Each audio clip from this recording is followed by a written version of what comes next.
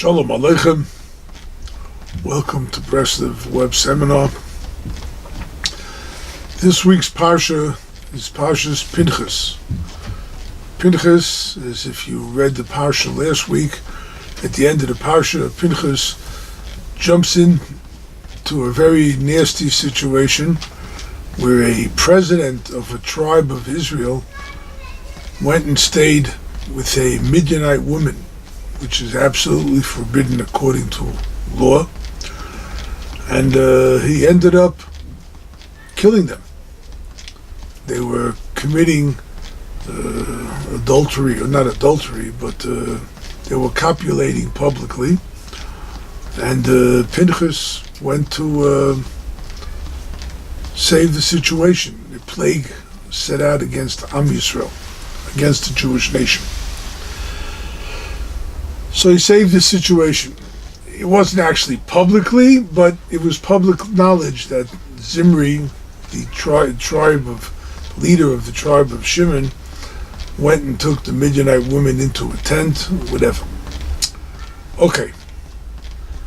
This week's Parsha starts off, Hashem says that Pinchas, who went and he was zealous on my behalf to try and stop a plague from harming the Jewish nation, to try and stop an illicit act, he went and put his life on the line.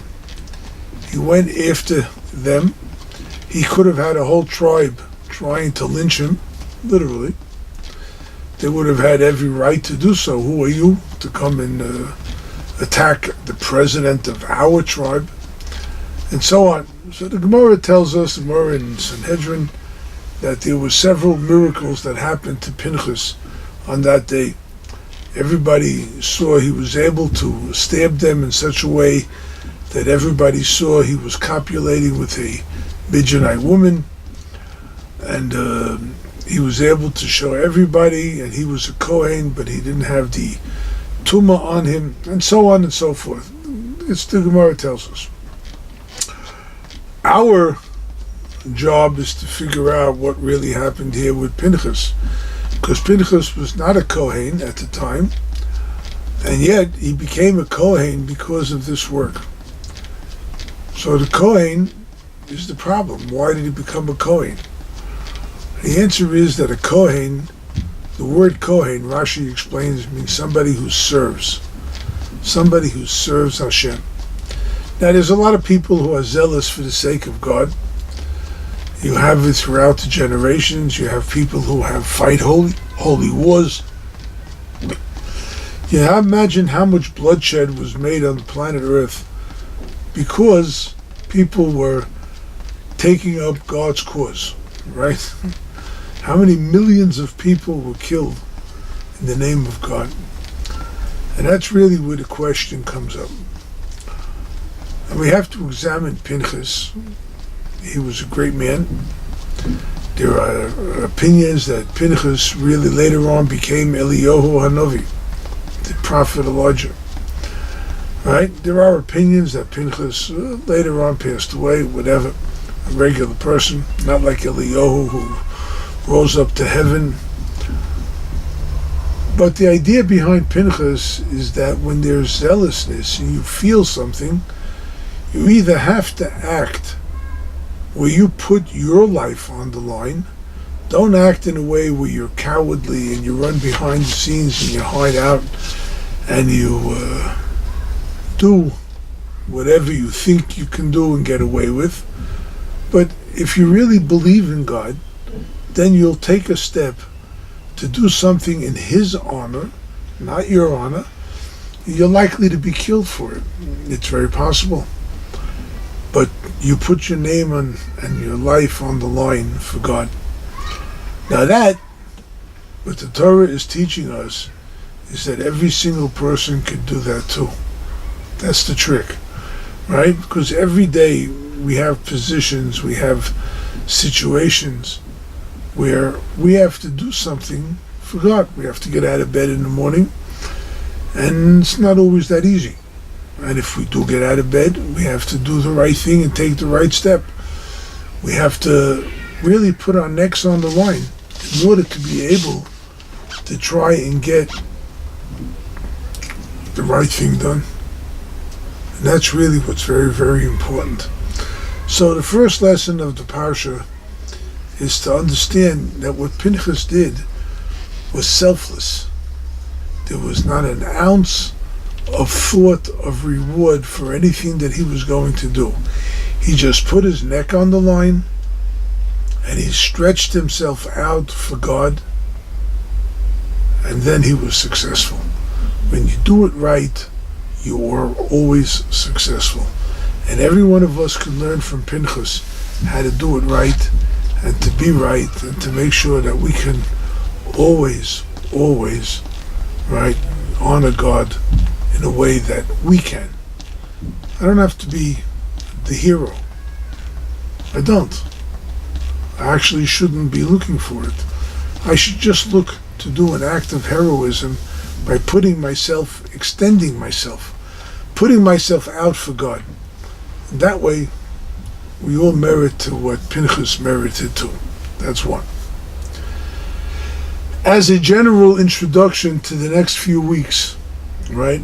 Pinchas is this Shabbos, but this Shabbos is also the 17th of Tammuz. It's a fast day. We can't fast on Shabbos, so we'll be fasting on Sunday. The reason for fasting in Tammuz, 17th of Tammuz, is because during the Second Temple, that's when the Roman legions breached the wall. And they broke apart the wall of Jerusalem and they entered the city, and for 3 weeks they just did whatever they wanted, pillaged, they fornicated, they did everything else wrong, destroying the Jewish nation, destroying the men, the women, the children, and then destroying the temple on the 9th of Av. So these 3 weeks that are coming up for us, they represent a terrible period of mourning, where any one of us, and every one of us should feel what it means having a destruction of the temple. The fact that the temple was broken, destroyed, set to fire, burned to the ground, was the prelude to our final exile. It led to the exile of all the Jews from Jerusalem, from Israel, to all over the world, where we are today. And all of that began because of Shabbat, Tammuz, and Tisha B'Av nearly 2,000 years ago. So we mourn. And we look at the 3 weeks as a period of mourning where we are, how should I say it, it's a time of judgment, a time of very heavy judgments, where people, God forbid, are in danger because there's a guy called Esav. Esav was Yaakov's twin brother, and yet he was nothing at all like him. And Esav was so wicked, he became like the Satan, like the Satan, like the other side.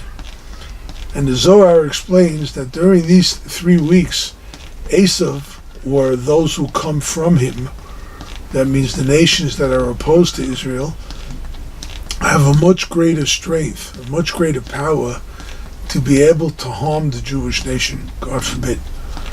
And what we have to do is counter him with good deeds. We have to counter him with Torah study, we have to counter him with prayer, with charitable acts of kindness.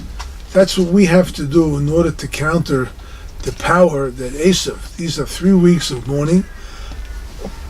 In the book of Echo, Lamentations, it says, Kol rodfeho hisiguha bein hamitzarim. All those who chased and pursued the Jews caught up with them during those mitzarim, those barriers, those parameters. The Gemara says, what are the parameters? The 17th of Tammuz through the 9th of Av. And it's a very difficult time for us. And it's a time when we have to concentrate on how do we take the bad that happened and turn it into good.